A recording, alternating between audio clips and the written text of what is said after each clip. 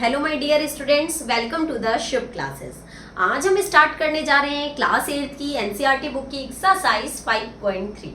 ठीक है, इसमें आपका क्या है कि इसमें प्रोबेबिलिटी के बारे में गिवन है और मैंने अपने इंट्रोडक्शन वीडियो में आपको प्रोबेबिलिटी के बारे में बताया था कि प्रोबेबिलिटी होता है कि नंबर ऑफ फेवरेबल आउटकम्स, मतलब जितना उसका मतलब आने के चांसेस होंगे, जितना जिस भी चीज के लिए पूछेगा उसके आने के जितने भी चांसेस होंगे वो ऊपर होता है और टोटल नंबर ऑफ आउटकम्स नीचे होते हैं। ठीक है, तो जब भी आपको प्रोबेबिलिटी निकालने को कहेगा तो आपको पहले ये फॉर्मूला तो लिखना ही लिखना है। ठीक, उसके बाद ही उसका क्वेश्चन का सॉल्यूशन देना है। हम एक बार फॉर्मूला लिख के बता दिए हैं, अब हम डायरेक्ट बताएंगे आप लोग, लेकिन जब क्वेश्चन का सॉल्यूशन करिएगा तो आप लोग पहले फॉर्मूला लिखिएगा, उसके बाद वैल्यू पुट करिएगा। Okay, so let's start question number 1। The first question is list the outcomes। इसमें केवल आपको आउटकम्स बताने हैं कि कौन कौन से आउटकम्स होंगे। You can see in these experiments। First है स्पिनिंग अ व्हील। कह रहा है कि एक व्हील है यहाँ पे आपकी जो गिवन है इसमें, ठीक है, ऐसे बनी हुई है।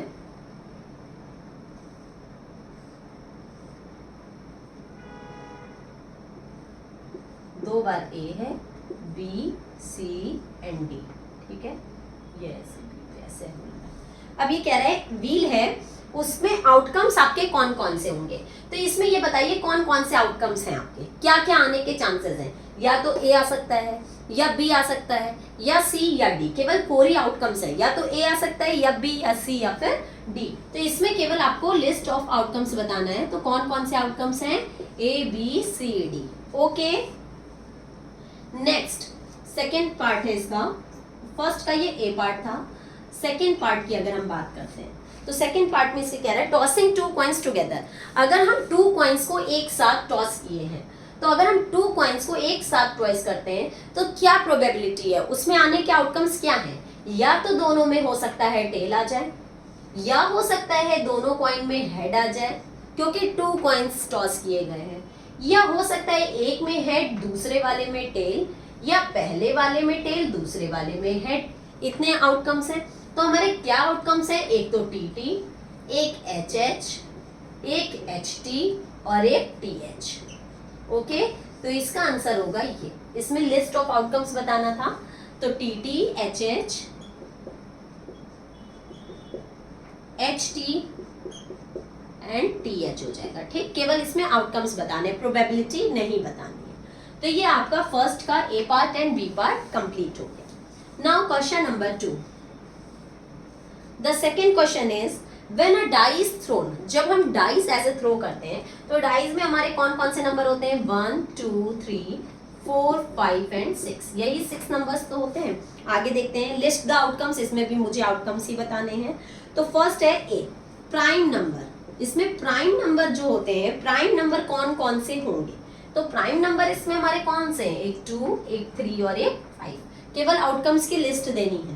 तो इसका आंसर होगा 2, 3 एंड 5। ओके, प्राइम नंबर क्या होते हैं, जो सिर्फ अपनी ही टेबल में आते हैं। नेक्स्ट है नॉट अ प्राइम नंबर, जो प्राइम नंबर नहीं है। तो प्राइम नंबर नहीं है 1, 4 एंड 6, जो प्राइम नहीं है। तो सेकंड का हो जाएगा 1, 4 एंड 6। ये तो फर्स्ट का ए पार्ट था। अब सेकंड का ए एंड बी। सेकंड का जो ए पार्ट है वो कह रहा है द नंबर ग्रेटर देन 5। 5 से बड़ा नंबर। तो 5 से बड़ा केवल एक नंबर है, कौन सा, 6। तो हमें 6 से लिख देना है। ठीक, केवल इसमें आउटकम्स की लिस्ट देनी है, इसलिए जो नंबर है सीधे वही लिखेंगे, प्रोबेबिलिटी नहीं निकालनी है। Next, a number not greater than 5, मतलब जो 5 से बड़े नहीं है। तो जो 5 से बड़े नहीं है वो कौन से हो गए, 1 2 3 4 5, जो 5 से बड़े नहीं है। ओके, ये आपका हो गया सेकंड का first A and B part. ठीक, अब क्वेश्चन नंबर 3।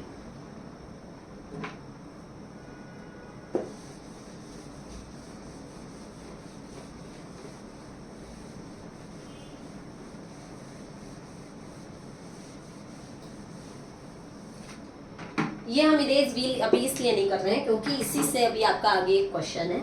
ठीक है, क्वेश्चन नंबर 3। 3 का ए पार्ट, इसमें कह रहा है find the probability of the pointer stopping on D. अब देखिए इसमें प्रोबेबिलिटी बतानी है, तो ध्यान दीजिएगा।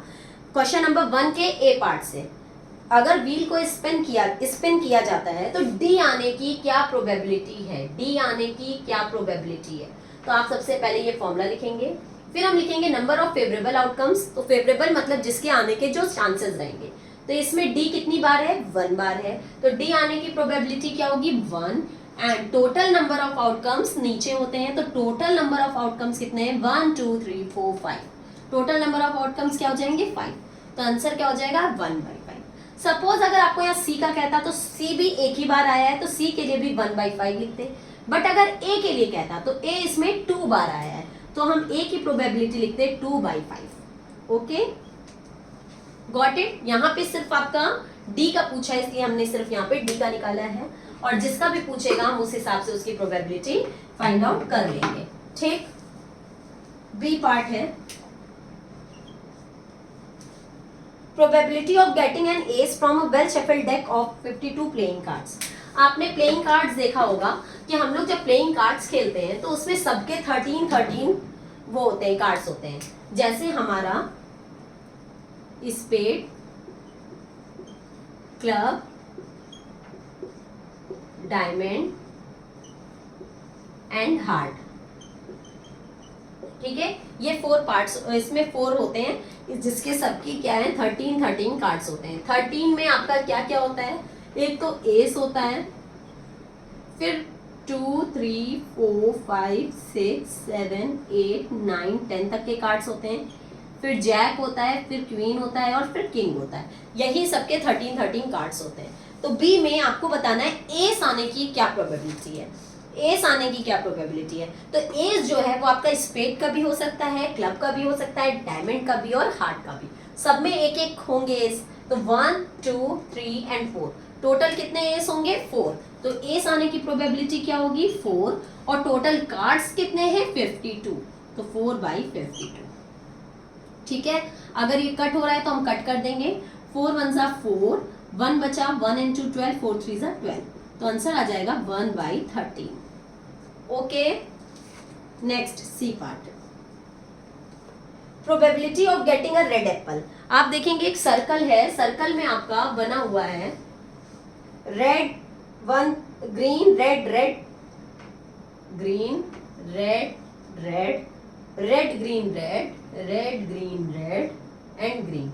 ठीक, इसमें रेड एप्पल आने की प्रोबेबिलिटी पूछ रहा है। तो रेड एप्पल कितने हैं, 1 2 3 and 4।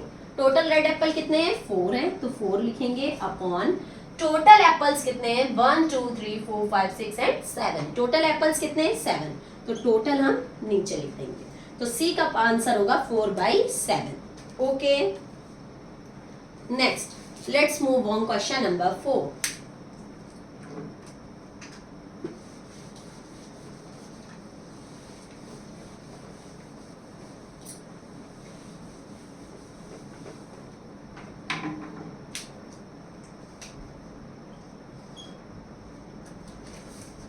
Number 1 to 10 are written on a 10 separate slips.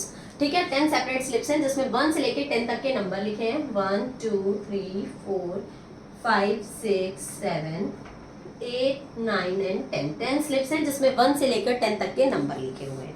ठीक है, तो हमें एक कह रहा है कि एक स्लिप रैंडमली निकाली गई है और उसमें गेटिंग अ नंबर 6 नंबर आने की क्या प्रोबेबिलिटी है। तो इसमें टोटल 6 कितनी बार है, केवल एक ही बार है, तो प्रोबेबिलिटी क्या होगी, 1। और टोटल नंबर्स कितने हैं, 10, तो 1/10। Okay,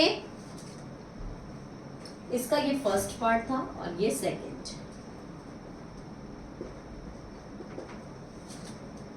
getting a number less than 6 से कम नंबर आने की प्रोबेबिलिटी। तो 6 से कम 1 2 3 4 5। 6 से कम नंबर आने की क्या प्रोबेबिलिटी होगी, 5। और टोटल नंबर्स कितने हैं, 10, तो 5/10। ये कट हो रहा है, 5 1 जा 5, 5 2 जा 10, तो 6 से कम नंबर आने की जो प्रोबेबिलिटी होगी वो क्या होगी, 1/2। Third part is getting a number greater than 6 से ज्यादा नंबर। 6 से ज्यादा नंबर आने की क्या प्रोबेबिलिटी होगी? 1 2 3 4, 4/10, 2 2 जा 4 and 2 5 जा 10, 2/5. ओके.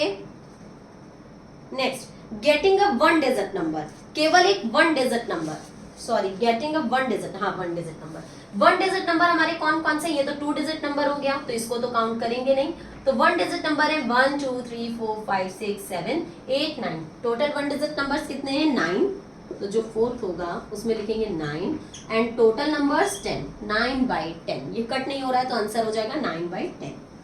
फिफ्थ, अब फिफ्थ पार्ट है नहीं, फिर क्वेश्चन नंबर 5 है.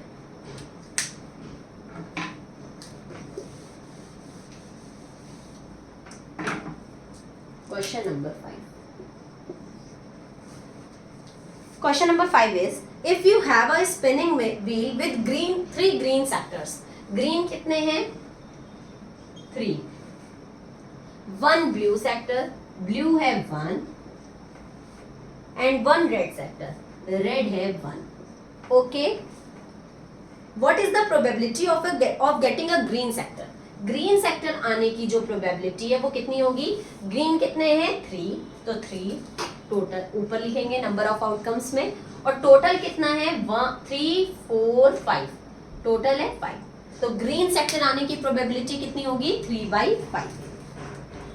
What is the probability of getting a non blue sector? मतलब ब्लू नहीं होना चाहिए.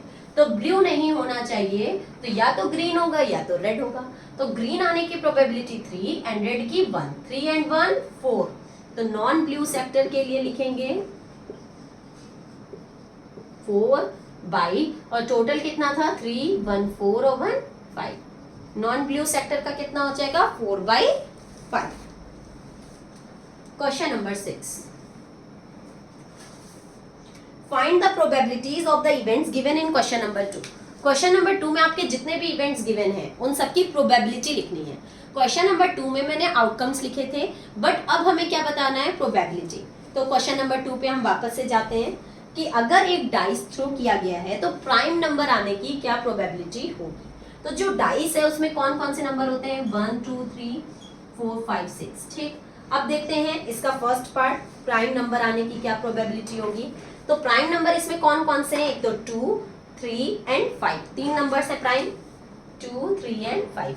तो प्राइम नंबर आने की जो प्रोबेबिलिटी होगी वो 3/1 2 3 4 5 6. टोटल नंबर्स कितने हैं? 6. 3/6. 3 1 जा 3, 3 2 जा 6.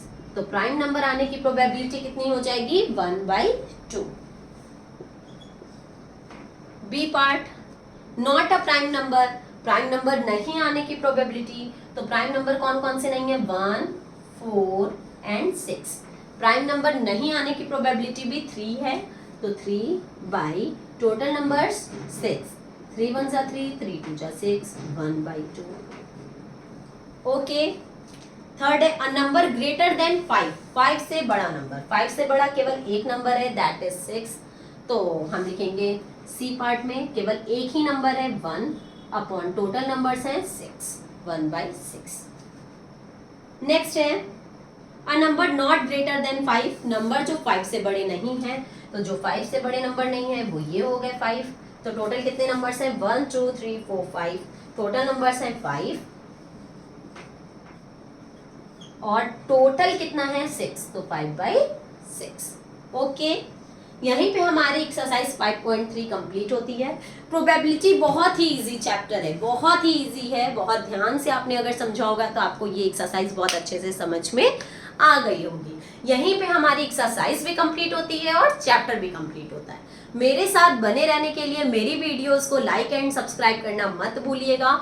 और प्ले स्टोर पे जाके मेरा चैनल शुभ क्लासेस को आप डाउनलोड कर सकते हैं और वहां से आप मुझसे कोई भी डाउट, कोई भी चीजें पूछ सकते हैं. मेरी क्लास परचेज कर सकते हैं, रिकॉर्डेड वीडियोस ले सकते हैं, टेस्ट ले सकते हैं, टेस्ट परचेज कर सकते हैं. तो सब कुछ आप वहां से कर सकते हैं. और अगर आपको इसमें कोई भी डाउट है तो आप कमेंट सेक्शन में जाके मुझसे कमेंट करके अपने डाउट्स क्लियर कर सकते हैं.